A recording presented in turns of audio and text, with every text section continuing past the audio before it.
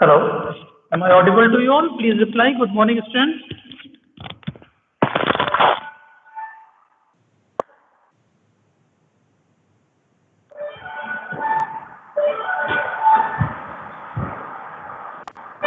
Very good. देखो तुम लोग के मैसेज आ रहे हैं फोन पे, वही बोल रहा है। ओके। सो कल हम लोगों ने क्या पढ़ा था? कल हम लोगों ने पढ़ा था डीबीएमएस का स्ट्रक्चर, है ना, ओवरऑल सिस्टम स्ट्रक्चर।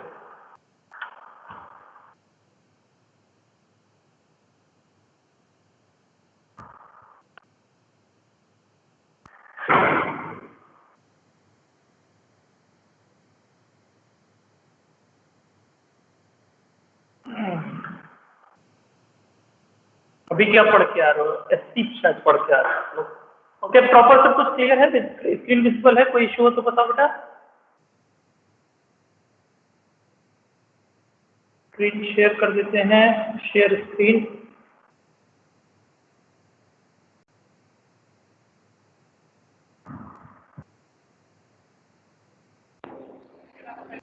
ओके, अभी स्क्रीन आ गई है, क्लियर है?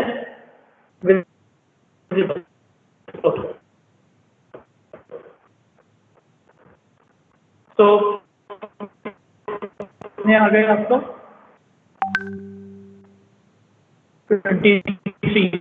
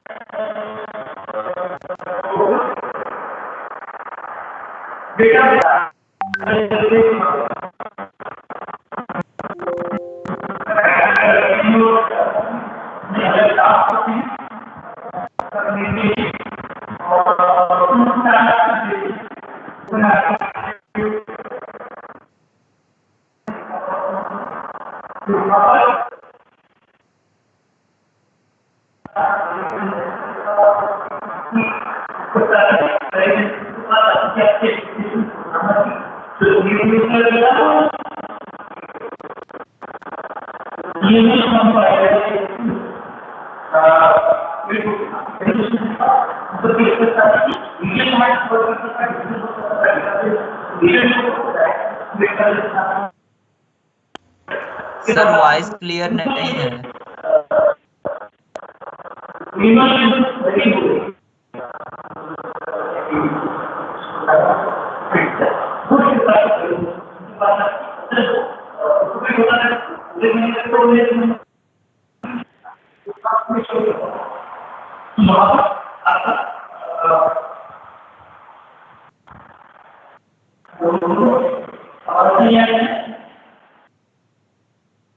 सर वॉइस क्लियर नहीं आ रही है।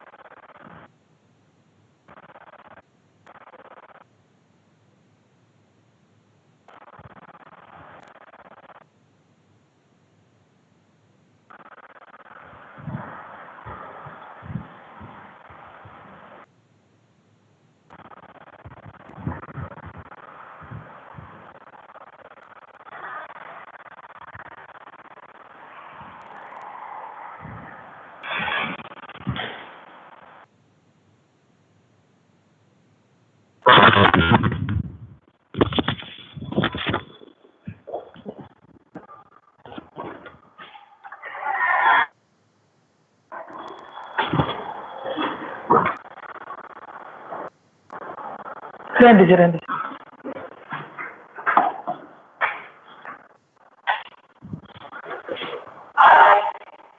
आ रहा है, तो थोड़ा वॉइस का प्रॉब्लम होता है बच्चों को। हेलो, अब क्लियर है बेटा? प्लीज रिप्लाई करो। अब सही है?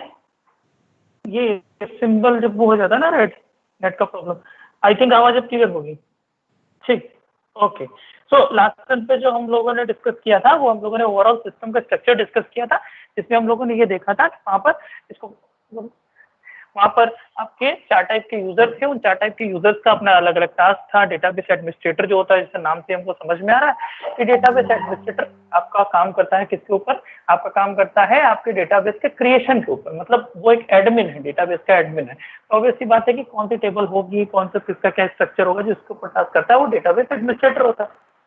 वहां से डीडीएल के थ्रू, मतलब डीडीएल का मतलब कि ये जो लैंग्वेज यूज करता है वो कौन सी करता है? डेटा को डिफाइन करने के लिए। तो उस लैंग्वेज को हम इंटरप्रेट करके यहाँ पर डेटाबेस क्रिएट करते हैं। डीएमएल के थ्रू जो भी होता है वो क्वेरी वैल्यूएशन इंजन से किसके पास आता है? आपके स्टोरेज मैनेजर। स्टोरेज मैनेजर क्यों बोल रहे हैं? क्योंकि ये जो आपके फिजिकल स्टोरेज में डेटा रखा हुआ है, इसके ऊपर टास्क कर रहा है। मतलब यहाँ से आपको डेटा फेच करके दे रहा है, तो इसलिए हम उसको क्या बोलते हैं? स्टोरेज मैनेजर बोलते हैं। तो वो किस बात के लिए अश्योर करता है आपका? वो इस बात के लिए अश्योर करता है कि आपके एटॉमिसिटी और इंटीग्रिटी आपके सिस्टम की मेंटेन रहे। मतलब अगर कोई भी ट्रांजेक्शन स्टार्ट होता है तो वो कंप्लीट हो या तो बिल्कुल नहीं हो। ठीक है, ये चीज अश्योर करता है। फाइल मैनेजर का क्या काम बताया था मैंने? फाइल मैनेजर का ये काम था कि वो आपके डेटाबेस से डेटा को फेच करता है, मतलब यहाँ से डेटा को फेच करने का काम करता है। डेटा फाइल्स में डेटा रहता है और इंडेक्स यूज होता है फास्ट सर्चिंग के लिए। ठीक, और स्टैटिस्टिकल डेटा पे कौन काम करता है? आपका सोफिस्टिकेटेड यूजर। तो ये कुछ बातें थी जो हम लोगों ने कल देख ली थी। ठीक है, इसके करस्पॉन्डिंगली नोट्स में और डिटेल में बातें लिखी हुई हैं। आपने अभी इसको समझ लिया है तो आपको ज्यादा प्रॉब्लम होगी नहीं अगर आप इसको नोट से रेफर करके पढ़ेंगे तो। वो हम लोग पूरा पढ़े ऐसा तो मुझे ठीक नहीं लगता है, हम लोगों ने उसको देख ही लिया है। ठीक है, रिकॉर्डिंग ऑन करते हैं। यहाँ तक में किसी को कोई डाउट हो बेटा तो प्लीज पूछे, डिस्कस करें, फिर हम लोग आगे बढ़ेंगे। एक और छोटा सा टॉपिक है नेक्स्ट के ऊपर। देखिए यहाँ पर इसके बारे में पूरी बातें वही है। डीएमएल कंपाइलर का क्या काम है, डीडीएल इंटरप्रेटर का क्या काम है, एम्बेडेड डीएमएल कंपाइलर क्यों बोल रहे हैं? क्योंकि एम्बेडेड का मतलब कि एप्लीकेशन प्रोग्रामर जो था आपका, अगर आप इस डायग्राम आप देखें हैं, जिसको नहीं दिख रहा हो अपनी पीपीटी ओपन कर लें, कि जो एप्लीकेशन प्रोग्रामर था उसके लिए आपका यहाँ पर था एम्बेडेड डीएमएल एम्बेडेड वाला कंपाइलर। तो वो क्यों था? क्योंकि वहां पर एप्लीकेशन प्रोग्रामर जो होता है वो आपका एप्लीकेशन प्रोग्राम और डेटाबेस दोनों पे साथ में टास्क करता है ना, तो इसलिए वहां पर एक एम्बेडेड कंपाइलर चाहिए था। तो ये आपके पांचों जो वहां पर यूज हो रहे हैं कंपाइलर, क्वेरी प्रोसेसर वाले में, उसके स्टोरेज मैनेजर में जैसा कल आपको बताया था, authorization manager, integrity manager, transaction manager, file और बफर मैनेजर। ठीक, ये बातें हम लोगों ने कर ली थी। यहाँ तक पे किसी को कोई डाउट हो तो प्लीज पूछिएगा। डेटा फाइल में डेटा स्टोर होता है, डेटा डिक्शनरी में what we store the structure और skeleton of data and indices. Indices यानी इंडेक्स किस लिए यूज होता है? ताकि हम उसको जल्दी से और रिट्रीव कर सकें, इसलिए हम लोग इंडेक्स यूज करते हैं। यहाँ तक में बेटा किसी को कोई डाउट हो तो प्लीज पूछिए, हम लोग डिस्कस करें, अदरवाइज हम लोग इंटीग्रेटर मैनेजर बता दीजिए सर एक बार फिर से। ओके सर, कुछ दिखाई नहीं दे रहा। हेलो, कुछ दिखाई नहीं दे रहा? स्क्रीन विजिबल है?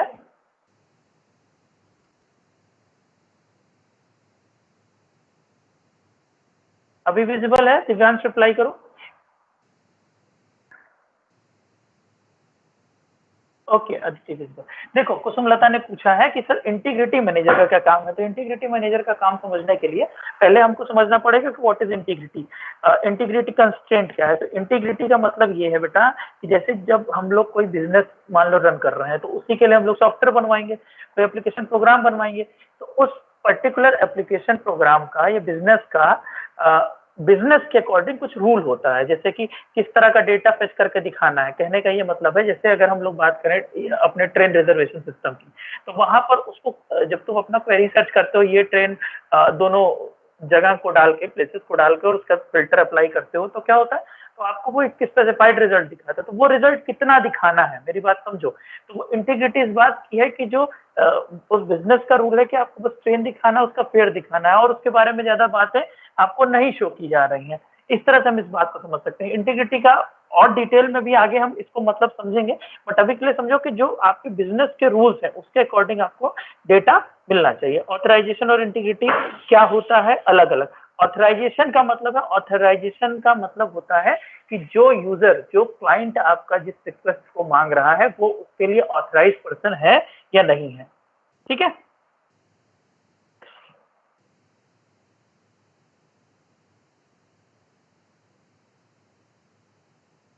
और इसको हम लोग देख लें यहाँ पर।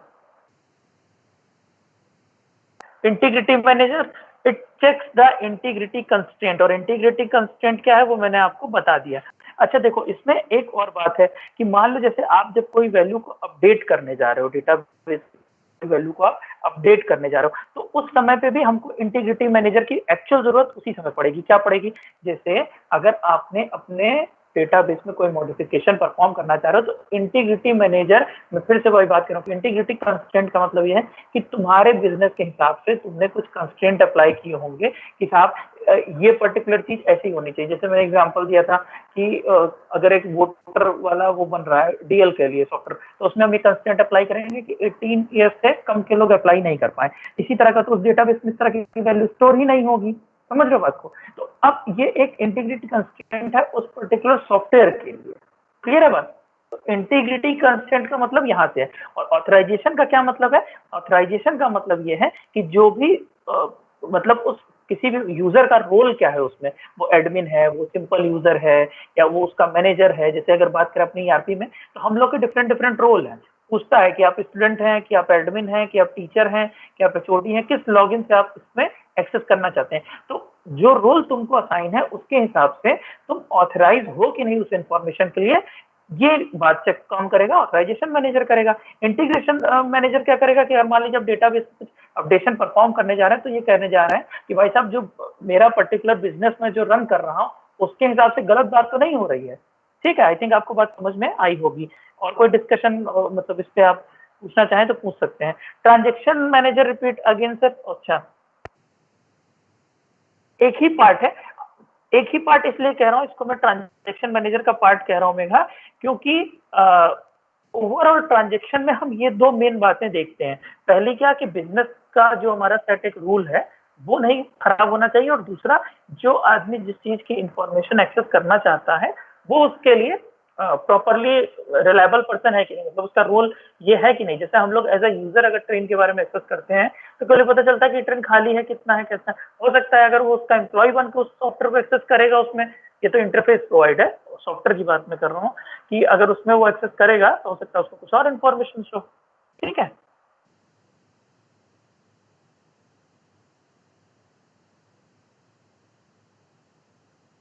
ये करता है इंटीग्रिटी मैनेजर। अगर तुम डेटाबेस में कोई भी अपडेशन, देखो मैनेजर कहने का मतलब ये नहीं कि अलग अलग आदमी बैठे हुए हैं, उसका एक टास्क ये भी है। जैसे ट्रांजेक्शन जो मैनेजर है उसके दो टास्क हैं, एक तो ऑथराइजेशन को मैनेज करना, दूसरा इंटीग्रेशन को मैनेज करना। तो जैसे जैसे डेटाबेस बढ़ेगा हो सकता है एक काम को 10 लोग कर रहे हो, एक पूरी टीम बनी हो जो केवल ट्रांजेक्शन मैनेजमेंट हैंडल कर रही हो। मॉडिफिकेशन करना है तो चेक कौन सा मैनेजर करेगा कि at moment of execution modification database में कोई और टास्क एग्जीक्यूट ना हो। नहीं, कोई और टास्क एग्जीक्यूट ना हो ये नहीं चेक करना अनुग्रह, क्योंकि पैरेलली हम लोग 10 बार, मतलब अगर बहुत बड़ा कोई एक ऐसा एप्लीकेशन या सॉफ्टवेयर है जिसमें बहुत सारे लोग एक साथ एक्सेस कर रहे हैं, तो ये चीज हम लोग नहीं करते हैं कि सिक्वेंशियली एक्सेस कराएं, अदरवाइज तो टाइम बहुत लग जाएगा। ये नहीं चेक करना है। इंटीग्रिटी मैनेजर का इतना सा काम है कि जो आप बिजनेस अपना चला रहे हैं उस बिजनेस के कुछ नियम होते हैं, उन नियम को, उन रूल्स को, उन कंस्ट्रेंट को चेक करने वाला इंटीग्रिटी मैनेजर होता है। और ट्रांजेक्शन मैनेजर का प्रॉपर पर्सन, जो प्रॉपर पर्सन किसी चीज के बारे में रिक्वेस्ट कर रहा है उसको वही इन्फॉर्मेशन फेच हो। आई थिंक मेरी बात समझ में आई होगी। अभी भी डाउट है तो आराम से हम लोग डिस्कस कर सकते हैं। कोई बता दिया आकाश, अनुग्रह आई थिंक क्लियर होगा। मेघा प्लीज रिप्लाई करो फिर हम लोग आगे बढ़ेंगे।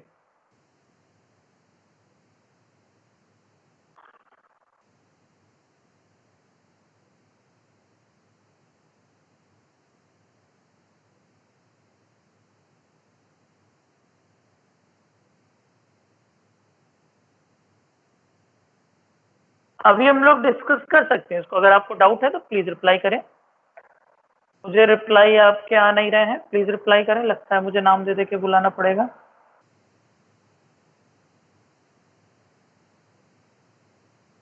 हाँ भाई प्लीज रिप्लाई करिए।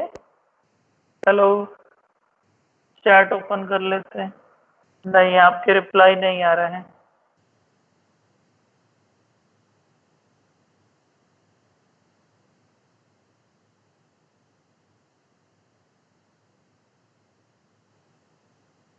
कंटिन्यू करिए। ओके ओके, बड़ा लेट मैसेज आ रहा है आपका। ठीक, कोई बात नहीं।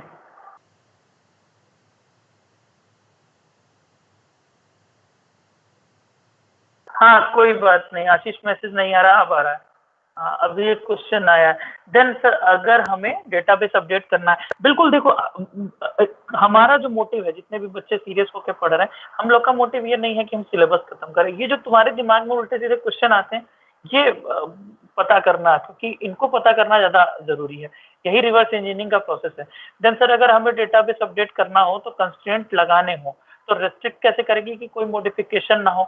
अरे भाई, बिल्कुल ये चीज सही है। तुमने अभी जो बात पूछी थी अनुग्रह, वो ये पूछी थी कि कई लोग अगर एक्सेस कर रहे हैं, ये वाली बात पूछी थी। तो ये वाली बात हम लोगों ने ओएस में भी पढ़ी थी कि अगर कोई चीज म्यूचुअल है दो लोगों के बीच में, तो उसमें हमको बस ये अश्योर करना होता है कि अगर एक टाइम पे एक आदमी एक्सेस कर रहा है तो दूसरा उस टाइम को एक्सेस ना करे। तो उसके लिए जैसे हम लोग वहाँ पे अलग अलग तरह के एल्गोरिथम पढ़े थे, रूल पढ़े थे, यहाँ पे भी वो चीज होती है, बिल्कुल होती है। बट हम ये नहीं कहेंगे कि पैरेलली एग्जीक्यूट नहीं कर सकते, पैरेलल एग्जीक्यूट कर सकते हैं। बट जब एक आदमी उस डेटा वैल्यू को फेच करता रहेगा, उस पर अपडेशन परफॉर्म करता रहेगा, दूसरा नहीं करेगा।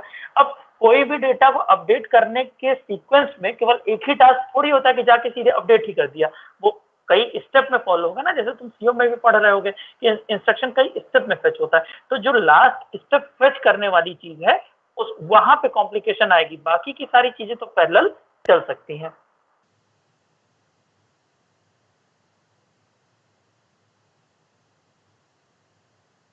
जुम्मा का क्वेश्चन देखिए, कहाँ देखें बेटा?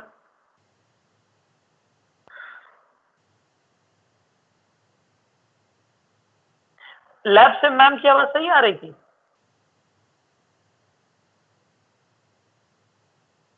किसका क्वेश्चन आया है? देव जी, मुझे किसी का क्वेश्चन नहीं दिख रहा। अगर आप लोग को दिख रहा हो तो प्लीज रिपीट करिए। सर, स्क्रीन बीच बीच में हैंग हो जा रही है, अभी सही है?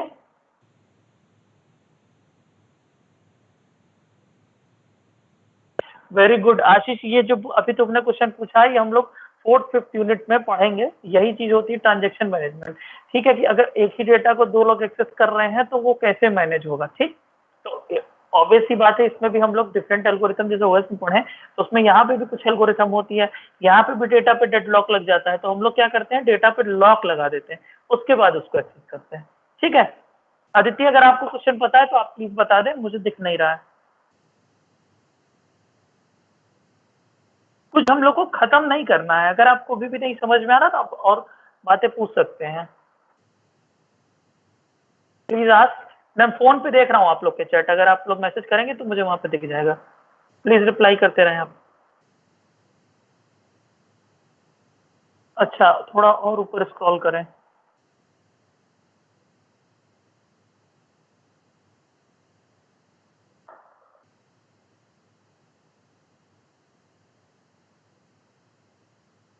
आप फिर से क्वेश्चन पूछ सकते हो बेटा, अगर किसी का मतलब ट्रांजेक्शन। हाँ, आदित्य ने कुछ पूछा है, उंडो कैसे होगा, ट्रांजेक्शन अंडू कैसे हो? अच्छा सॉरी, ट्रांजेक्शन अंडू कैसे होगा? ट्रांजेक्शन अंडू कैसे होगा किस रेफरेंस पे पूछ रहा होगा? ट्रांजेक्शन कभी भी कंप्लीट नहीं होता, तो पूरा का पूरा रोल बैक हो जाता है। मैं अभी तुमको सॉफ्टवेयर में ये चीज जो हम लोग ओरेकल इंस्टॉल किए हैं, तो अभी के लिए इतना समझो कि जब भी हम कोई पूरा ट्रांजेक्शन करते हैं तो ऐसे करते हैं।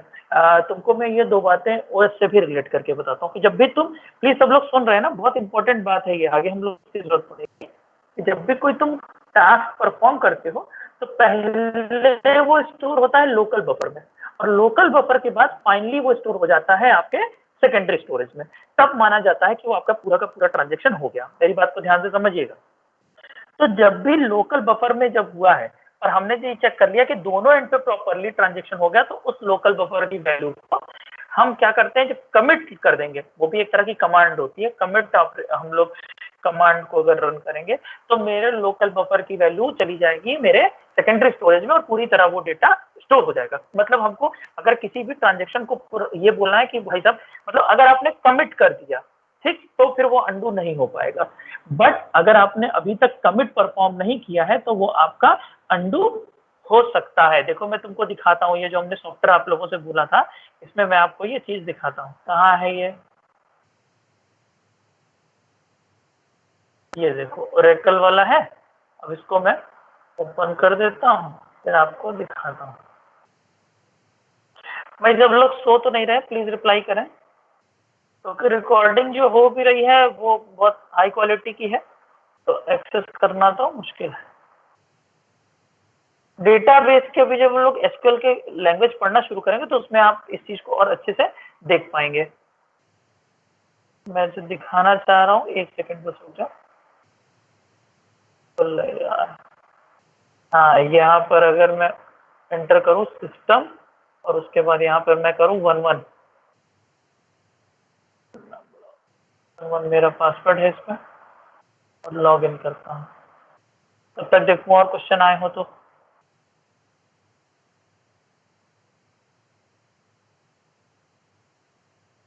जितने तुम लोग के रुआवजा पी रहे हैं सर, अरे कौन है ये? यार तुम लोग क्लास मत करो बेटा, सब कुछ रिकॉर्ड होता है, ऊपर वाला सब देख रहा है। ट्रांजेक्शन अंडू कैसे होता है ये क्वेश्चन था ना, यही मैं बता रहा हूँ आपको। देखो सोना नहीं भाई साहब, ठीक है।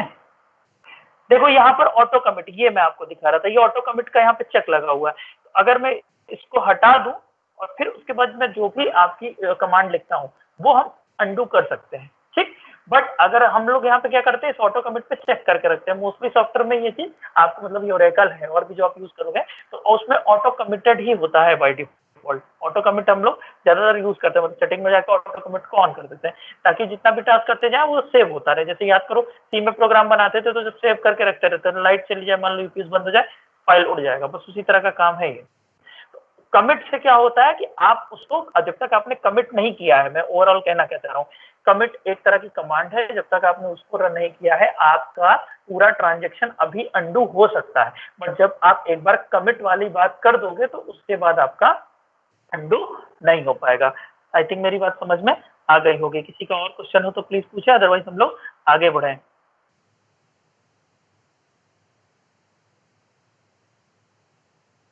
सर अगर एक ही डेटाबेस पे मल्टीपल ट्रांजेक्शन होंगे तो पहले किसका एग्जीक्यूशन होगा, ये डिसाइड होगा कि भाई अगर एकदम नैनो सेकंड में चले जाओ, माइक्रो सेकंड में चले जाओ, फर्मी सेकंड में चले जाओ, मतलब अगर जो आपके टाइम यूनिट है उसको बहुत छोटा कर दो, तो कोई ना कोई तो एक ऐसा होगा ना जो पहले किया होगा। ऑब्वियस सी बात है, उसी का ट्रांजेक्शन पहले होगा। कमिट का मतलब ये है, कमिट एक तरह की कमांड होती है, जैसे हम लोग ड्रॉप कमांड यूज कर रहे हो उस तरह एक कमिट कमांड होती है।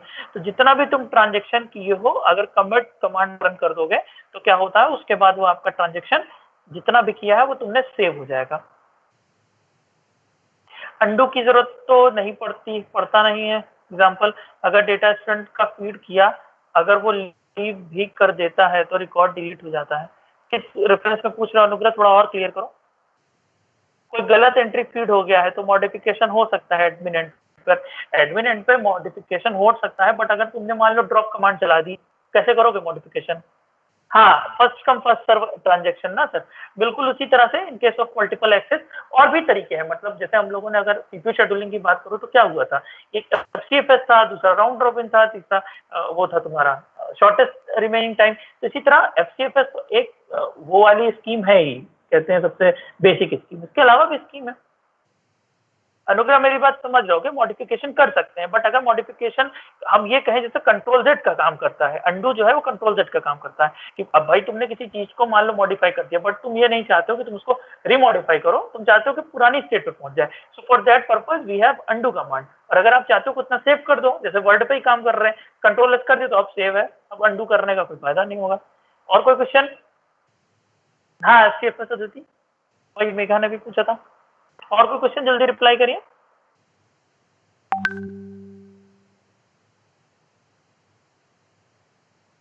क्लियर? हाँ बिल्कुल अनुग्रह पूछो, अनम्यूट करके ही पूछो। मोहम्मद अली अब्बास कुछ नहीं आ रहा हो तो पूछ सकते हैं। जयेश मैम, किसले वर्जा, सब लोग पूछ सकते हैं। हाँ बताओ अनुग्रह, माइक कौन है तुम्हारा? जल्दी बताओ बेटा।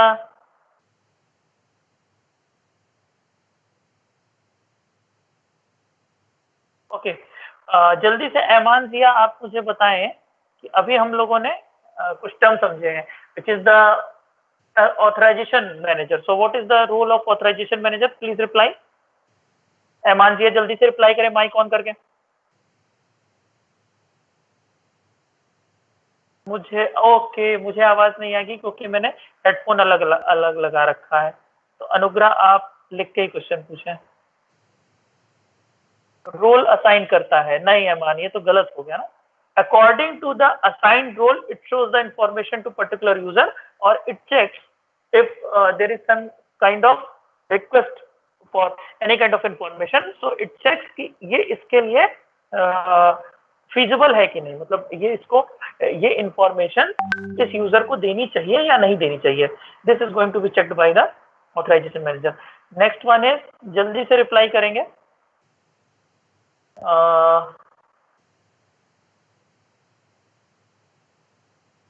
दिलीप बेटा रिप्लाई करके बताओ what is the role of integrity manager.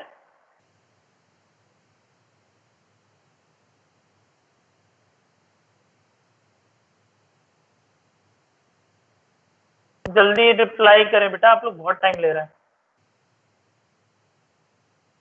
Dilip आप हो क्लास में? ये तो गड़बड़ है। हेलो दिलीप, एब्सेंट मार्क करना पड़ेगा तुम लोग को। आशीष आप बताइए, आशीष सिंह रिप्लाई करो यहाँ पे।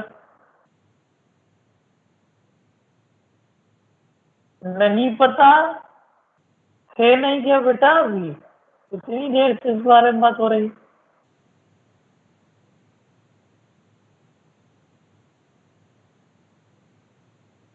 आशीष रिप्लाई करो। ओके, तो हम लोग अभी सिस्टम स्ट्रक्चर, शायद तुम लोग तक आवाज देर में जा रही है, ये क्या है। नेक्स्ट हम लोग देखते हैं डीबीएमएस का आर्किटेक्चर। तो अभी हम लोगों ने देखा स्ट्रक्चर और अब देख रहे हैं हम लोग आर्किटेक्चर। तो काफी इजी है ये भी समझना, इसको देख लेते हैं जल्दी से। डीबीएमएस का आर्किटेक्चर कहने का ये मतलब है आपका कि यहाँ पर क्लाइंट सर्वर आर्किटेक्चर की हम लोग बेसिकली बात कर रहे हैं। मतलब जो डीबीएमएस का आर्किटेक्चर है वो आपका दो टाइप का हो सकता है, या कह सकते हो बेसिकली तीन टाइप का हो सकता है। हो सकता है 1 टियर आर्किटेक्चर, दूसरा हो सकता है तुम्हारा 2 टियर आर्किटेक्चर, और तीसरा हो सकता है तुम्हारा 3 टियर आर्किटेक्चर। क्या मतलब है इन चीजों का, ये अभी आपको बहुत इजीली समझ में आएगा, कुछ नहीं है, एग्जाम्स में पूछता है और ये बेसिकली वही लॉजिक की बात कर रहा है आपसे। इसको हम लोग समझ लेंगे, उसके बाद आपको आसानी से समझ में आ जाएगा। सो 1 टियर आर्किटेक्चर का क्या मतलब है? टियर का मतलब समझते हो कि टियर का मतलब जैसे लेवल से समझ सकते हो, या लेवल ही बेसिकली। तो 1 टियर आर्किटेक्चर का मतलब है कि जब तुम्हारा जो डेटाबेस है, बात को समझना, जो डेटाबेस है और जो एप्लीकेशन है जिसके थ्रू आप उस डेटाबेस को एक्सेस कर रहे हो, वो दोनों अगर एक ही सिस्टम पे है, क्या होता है देखो, database is directly available to the user. मतलब जिस सिस्टम पे तुम एप्लीकेशन यूज कर रहे हो, उसी सिस्टम पे तुम डेटाबेस यूज कर रहे हो, तो उसको हम लोग क्या बोलते हैं? उसको हम लोग बोलते हैं 1 टियर आर्किटेक्चर। ठीक है, मेरी बात समझ में आ रही है? मतलब जो भी चेंजेस होगा वो डेटाबेस के ऊपर डायरेक्ट होगा। ठीक, 1 टियर आर्किटेक्चर कहने का मतलब ये है। जैसे कोई भी लोकल सिस्टम है तो वो हम बोल रहे हैं कि वो 1 टियर आर्किटेक्चर है, वहीं पर आपका डेटाबेस है, वहीं पर आपका एप्लीकेशन है। देखो इस डायग्राम से समझोगे जल्दी समझ में आ जाएगा। 2 टियर आर्किटेक्चर का मतलब क्या हुआ? 2 टियर आर्किटेक्चर का मतलब ये डायग्राम देखिए, और फिर है आपका 3 टियर आर्किटेक्चर। ओके, ये आई थिंक सेम ही हो गया है।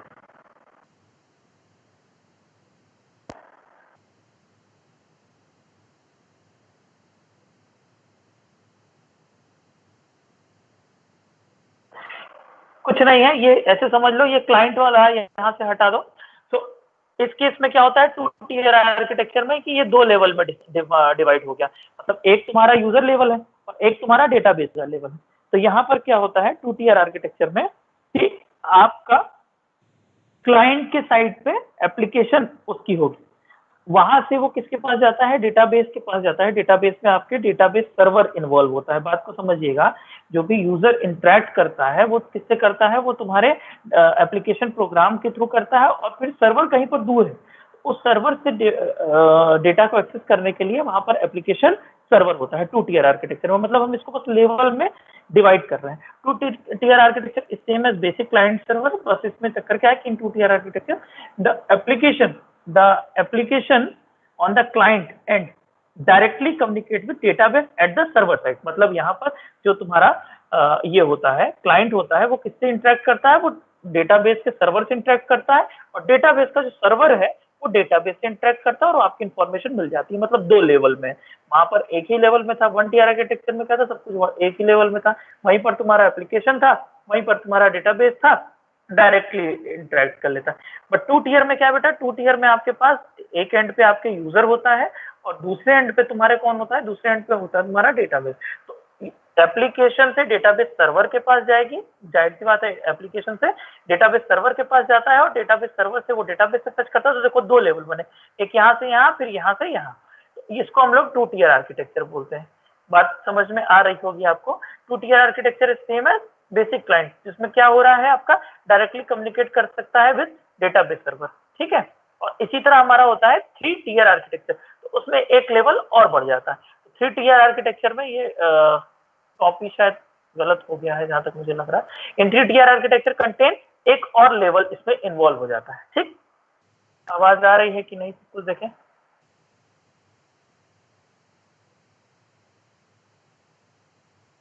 लोकल होस्ट पे अपने चलाओ, देखो लोकल होस्ट पे जैसे हम लोग वो करते हैं ना, लोकल होस्ट पे।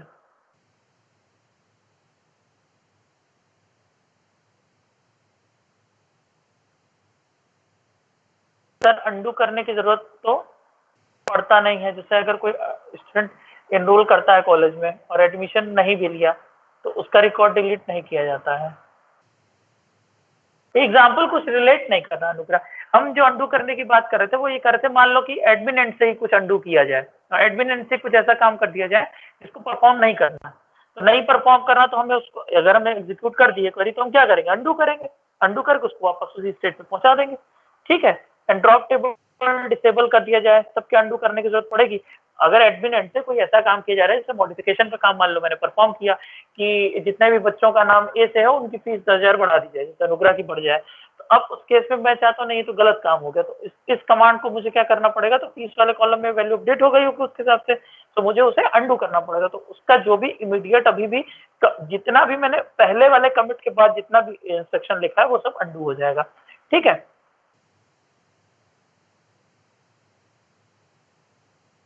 और 3 tier architecture में क्या है, 3 tier architecture contains another layer between the client and server। in this architecture client can't directly communicate with the server। मतलब यूजर के पास, यूजर का अपना एक अलग कह सकते हो कि सर्वर होगा, वो सर्वर इंटरेक्ट करता है डेटाबेस के सर्वर से, डेटाबेस का सर्वर इंटरेक्ट करता है डेटाबेस से। फिर आपको देखो 3 लेवल में काम हो रहा है ना, यहाँ से डेटा यहाँ जाएगा, यहाँ से डेटा यहाँ जाएगा, वो एक बिल्कुल इससे थोड़ा सा अलग डायग्राम है, मैं नेक्स्ट पे आपको शो कर दूंगा। हो सकता है पीपीटी में हो, पीपीटी में नहीं, पीपीटी में नहीं है, पीपीटी में ये चीज नहीं रखी है। तो यहाँ से डेटा किसके पास जाता है बेटा, एप्लीकेशन सर्वर के पास, एप्लीकेशन सर्वर से तुम्हारे डेटाबेस सर्वर के पास, और डेटाबेस सर्वर से तुम्हारे पास डेटाबेस के पास जाता है।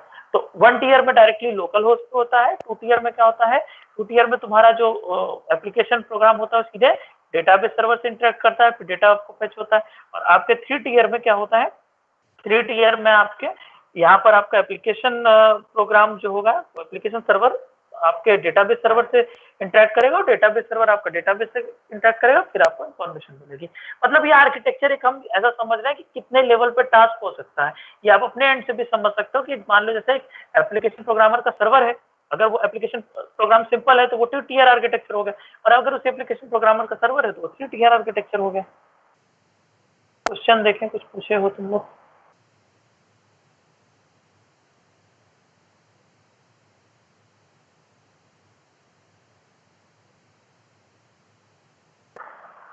हाँ मयंक, कुछ दिक्कत है?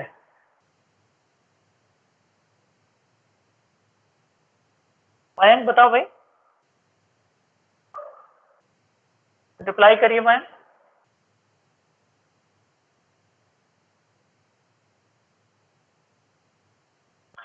कॉपी नहीं बनाई जाती भाई। जैसे ऐसे समझो कि मैं किसी डेटाबेस को उठा के लोकल बफर में लाया हूँ, लोकल बफर पे उस पर मैं कोई मॉडिफिकेशन कर रहा हूँ, और जैसे ही मैंने उस लोकल बफर को कमिट लिख दिया तो वो ये समझो कि वो लोकल बफर से उठ के, जैसे वो याद करो वो इसमें नहीं पढ़े थे, एक वो होता था डर्टी बिट। डर्टी बिट का क्या मतलब होता था कि वो वाले पेज को वहां पे तुमको कॉपी करके अपडेट करना है, क्योंकि तुमने उस पेज पे कोई ना कोई मॉडिफिकेशन परफॉर्म किया है। Same thing we are saying here कि अगर तुमने कोई भी, तुम्हारे जब टेबल पे तुम टास्क करने लगते हो, ऐसे समझो कि वो टेबल उठ के तुम्हारे लोकल बफर में आ गई, तुम्हारे अपने रैम में ही तो आता है, ऐसे समझो सब वहां तुम मॉडिफिकेशन कर रहे हो, तो रैम वाला स्टोर तब तक नहीं मान लिया जाएगा जब तक तुम कमिट का परफॉर्म कर नहीं दोगे। ये बात है।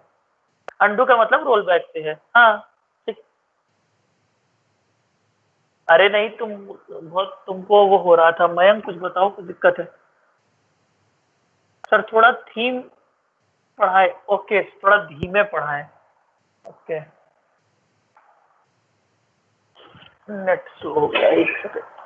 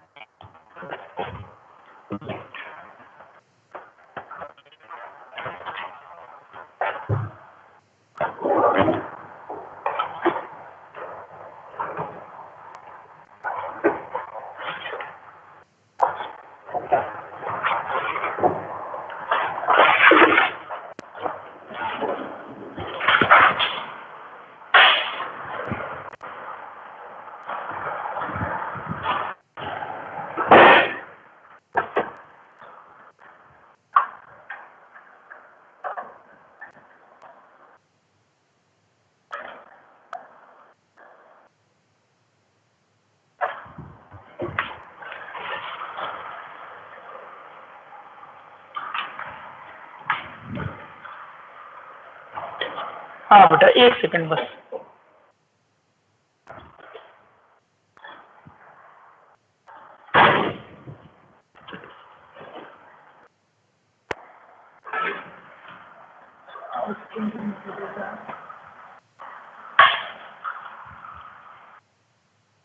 हाँ, कहाँ थे हम लोग? नो सर, कोई दिक्कत नहीं है। सेकंड और थर्ड का एग्जाम्पल बताएं। अच्छा देखो, एक एग्जाम्पल तो यहीं पर है।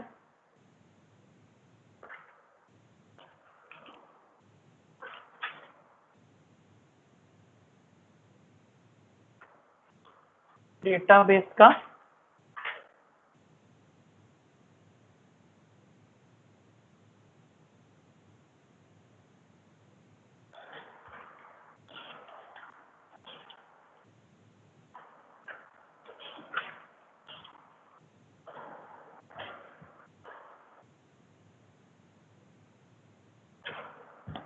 हेलो, आवाज आ रही है?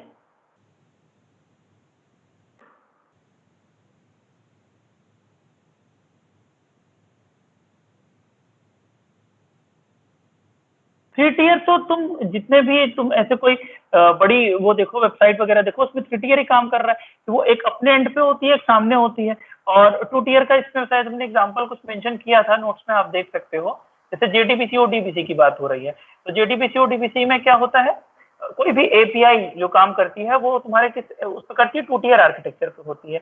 टू टियर आर्किटेक्चर पे मेरा कहने का क्या मतलब है, मेरे कहने का मतलब है कि एप्लीकेशन प्रोग्राम जो डेटाबेस का तुम्हारा सर्वर है उससे इंटरेक्ट करेगी, और वो फिर डेटाबेस से सर्च करता है। जेडीबीसी ओडीबीसी का तुमने कंसेप्ट अगर जावा में पढ़ा होगा, तो ये तुम्हारा लिंक एस्टेब्लिश करने के लिए होता है। मतलब बात समझिएगा, एप्लीकेशन प्रोग्राम क्या करता है, एप्लीकेशन प्रोग्राम डेटाबेस सर्वर से कनेक्ट करता है, और डेटाबेस सर्वर जो है वो डेटाबेस से कनेक्ट करता है।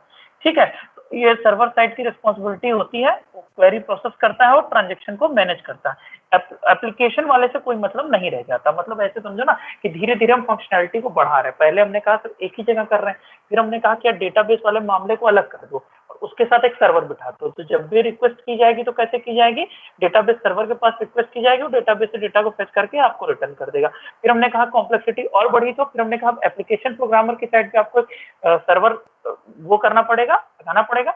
एप्लीकेशन इंटरेक्ट करेगा एप्लीकेशन सर्वर से, एप्लीकेशन सर्वर इंटरेक्ट करेगा डेटाबेस सर्वर से, और डेटाबेस सर्वर करेगा डेटाबेस से। इस तरह से ये टास्क आपका परफॉर्म होगा। ज्यादा जल्दी जल्दी हो जा रहा है, धीरे धीरे पढ़ाया जाए। अच्छा वन टीयर का एग्जांपल मैं ऐसे बता रहा हूँ, जैसे तुम मान लो कोई लोकल डेटाबेस जो तुम इंटरेक्ट कर रहे हो, जैसे कहते हैं ना स्टैंड अलोन सिस्टम पे जो टास्क हो रहा है, वहीं पर डेटाबेस है और वहीं पर आपका तुम्हारा एप्लीकेशन प्रोग्राम है, उस तरह के कंपेयर उसमें, जहाँ पर कोई सर्वर वर्वर का नाटक नहीं है, एक ही सिस्टम के लिए वो काम हो रहा है, ऐसा समझो, सेम सिस्टम पे एकदम बच्चों वाली बात, ऐसा लोकल एप्लीकेशन चल रहा। ठीक, चलिए अब ठीक है, धीरे धीरे हम लोग पढ़े, बहुत जल्दी नहीं है।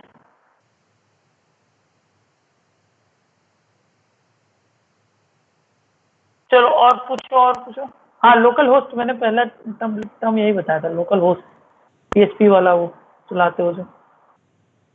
जहाँ बेटा कुछ गड़बड़ हो प्लीज बताइएगा, क्योंकि बहुत ऑनलाइन में तो बहुत दिक्कत है सर। मेरा क्वेश्चन अदिति, यहाँ पूछो क्या था, बता दिया कि एग्जाम्पल पूछा था तुमने,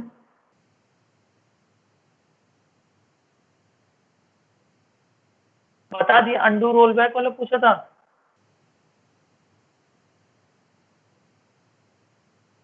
मनीष क्यों गुस्सा रहे हो भाई? हाँ, अदिति क्या पूछा है बेटा, रिप्लाई कर दो प्लीज। बाकी लोग सो रहे हैं क्या? बाकी भी बोले, सबने फीस दी है भाई।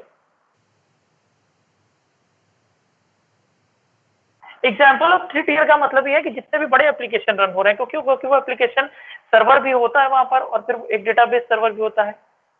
जो छोटे एप्लीकेशन उसमें टू टीयर में काम चल जाएगा। ये जो क्लास चल रही है वो थ्री है। हाँ, जितना कॉम्प्लेक्स समझ सकते हो इसको, ही वो है।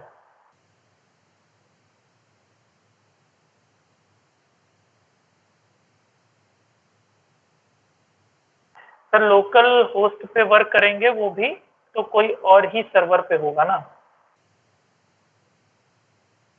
वन टीयर के लिए सिंपल, एक्चुअली लोकल होस्ट वाले मामले में हम लोग वन टीयर इसलिए नहीं कह सकते, क्योंकि देखो वो जो एनवायरनमेंट क्रिएट करता है ना, जिन लोगों ने किया होगा उनको ये बात पता होगी कि लोकल होस्ट वाला जो एनवायरनमेंट क्रिएट करता है वो ऐसा ही करता है कि तुमको वो फील ये दे कि वहां पर तुम्हारे पास सर्वर है, इसीलिए उसको लोकल होस्ट बनाते हैं। मतलब वो ऐसा नहीं होता कि तुमको तुम्हारे सिस्टम से डायरेक्ट टच करके दे रहा है, बट ऐसा एनवायरनमेंट क्रिएट करता है जैसे तुमने किसी सर्वर पर रिक्वेस्ट भेजी और उसके अगेंस्ट तुमको रिप्लाई आ रहा है। तो देव जी ने अच्छी बात ये कही कि लोकल होस्ट को हम लोग वन टीयर के एग्जांपल में नहीं लें, वन टीयर के एग्जांपल में बस ऐसे लेते हैं कि कोई स्टैंड अलोन सिस्टम है जिसमें हम लोग अपना सेम एप्लीकेशन प्रोग्राम रखे हैं और सेम वहीं पर डेटाबेस रखे हैं, तो उसको हम लोग कह सकते हैं क्या, one tier architecture. One tier architecture directly availability होती है यूजर की, कोई तुम्हारा वो सर्वर वाला कंसेप्ट नहीं कि रिक्वेस्ट जाएगी रिस्पॉन्स आएगा, ऐसा वाला कंसेप्ट नहीं। और क्वेश्चन पूछिए, अच्छा लग रहा है आप लोग काफी ज्यादा क्वेश्चन पूछ रहे हैं।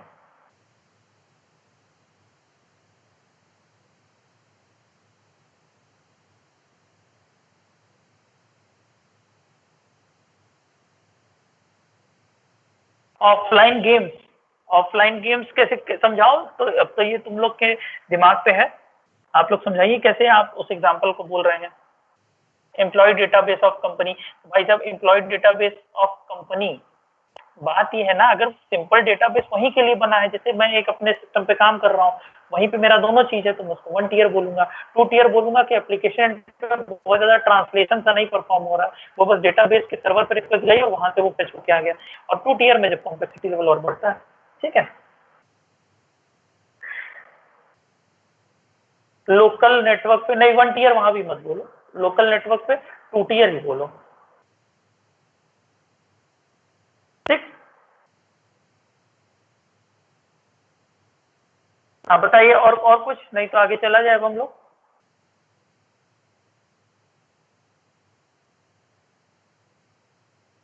सो I am assigning a task, आपको करना क्या है, करना ये है कि सिंपल टेबल क्रिएट करनी है, और टेबल में कुछ भी कंस्टेंट नहीं लगाना है। अपने अपने एंड पे आप लोग सर उसमें भी हम लेवल पास करते हैं, करते जाते हैं, तो उनको डेटा हमारे ही मेमोरी में सेव होता है। भाई आशीष क्या पूछ रहे हो कुछ? नहीं यार रुद्रा, जहां पे भी सर्वर का कंसेप्ट आ गया तो वो वन टीयर नहीं रह गया, स्प्लिट करके स्क्रीन करो चाहे जो करो, सिंगल गेम पे दो लोग, ऐसे थोड़ी कि बगल बगल खेल लेते हो, वो तो कहीं रिक्वेस्ट जाती है फिर रिस्पॉन्स आता है ना।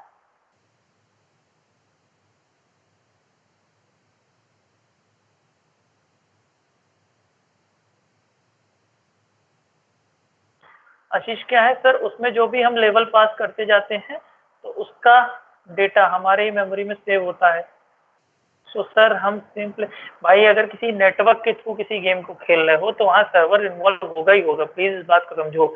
लोकल सिस्टम पे सब कुछ नहीं हो रहा है, ठीक है, अगर आप किसी तरह के नेटवर्क पे हैं तो।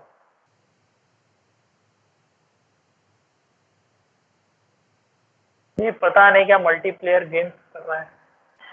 क्लियर है बात, आई थिंक समझ में आ गई होगी आपको अपने अपने एंड पे।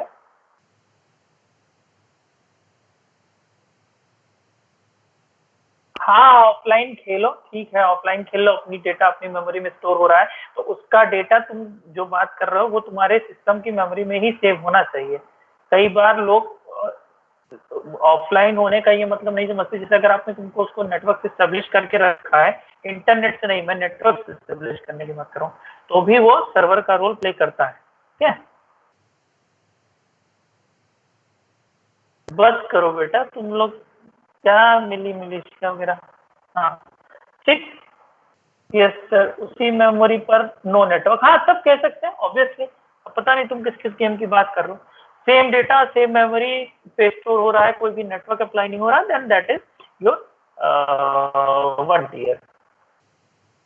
जल्दी से और कुछ क्वेश्चन हो तो बताइए, इसको आगे चला जाए।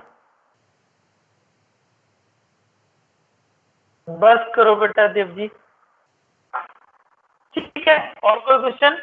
लूडो, लूडो खेलेंगे, लूडो का डेटा तुम लोग ऐसे पागलपंती की बात, ये बताओ लूडो का आपने जो डेटा सेव किया है बेटा वो भी तो तुम्हारा किसी ऐसे थोड़ी है कि उस पर्टिकुलर डिवाइस की मेमोरी में सेव हो रहा है।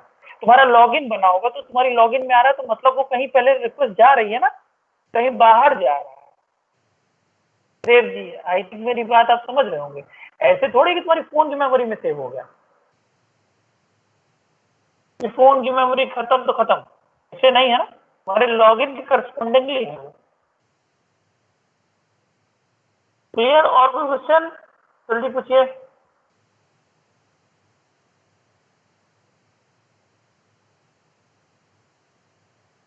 ठीक है, तो एक डेटाबेस सब लोग अपने अपने ओरेकल पे इंस्टॉल करेंगे और उसमें कुछ फील्ड्स रखेंगे, वो मैं आपको अभी बता देता हूँ व्हाट्सएप ग्रुप पे, नहीं तो नहीं यहाँ पे सुन लो। उसमें रखना name, L name, F name, मैं यहाँ पे लिख देता हूँ ID comma L name, F name, ठीक, एज, एड्रेस, जितना आपको बताया था बस उतना ही करना है इसमें, बस ऐसे ही क्रिएट कर लेना है, तो हम जब इसी को धीरे धीरे करके कॉम्प्लेक्स करते जाएंगे। ये आपकी 4 फील्ड रख के आईडी को इसमें इंटीजर बना देना, बाकी 3 को वेर कर ले लेना, एज को आप बना देना इंटीजर, और इसके बाद हम लोग धीरे धीरे, ताकि मैं यहाँ पे कुछ टास्क करूँ तो आप भी साथ साथ अपने साथ कर पाए। ठीक है, तो आज हम लोग यहीं तक रखते हैं, ठीक है, कोई डाउट हो तो और बताइए, नहीं तो हम लोग अभी क्लास ओवर करें, 11:10 तक है। Please reply.